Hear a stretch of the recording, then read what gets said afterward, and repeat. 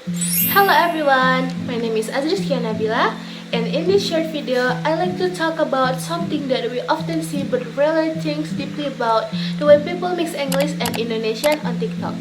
When you scroll through for your page, you will probably notice captions or sentences like "Finally weekend, so tired but I can't give up," or "This outfit is literally everything."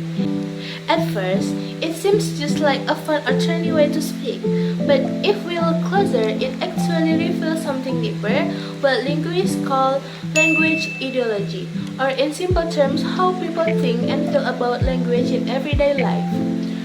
On TikTok, especially among Indonesian teenagers and university students, it's very common to mix Indonesian with English expressions. I observed that this mixing doesn't happen because English is needed for understanding, but rather because it adds a sense of modernity and intelligence.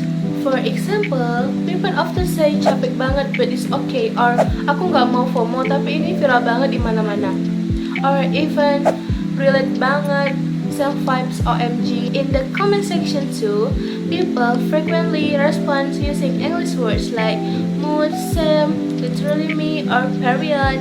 This shows that English is no longer used for international communications.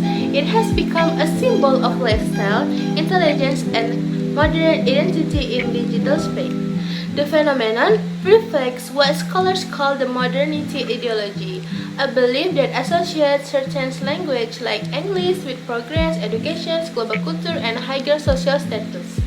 In Indonesia, where English is considered a foreign language, using it in casual speech is often seen as cool, smart, or even elite. Because of this, many young people feel more confident or socially accepted when they include English words in their TikTok videos or captions. However, this ideology also has another side. It can unconsciously create social divisions between those who are fluent in English and those who are not.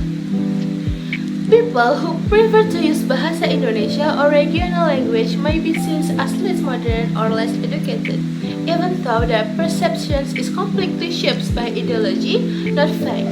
So language choice on TikTok becomes more than just communications, it becomes a marker of identity and social belonging. According to Willard and Shevlin, language ideology refers to the system of beliefs and feelings about language that reflect social structures, power, and identity. Their theory explains that our language choices are never natural. They are influenced by what society values as better or more proper. In this TikTok case, society tends to value English as a symbol of modernity and success. Similarly, cross-critics emphasize that language ideology shapes how speakers perceive themselves and others. Through this lens, the young Indonesian TikTok users are performing their global identity. They want to appear modern, educated, and connected to the wider world.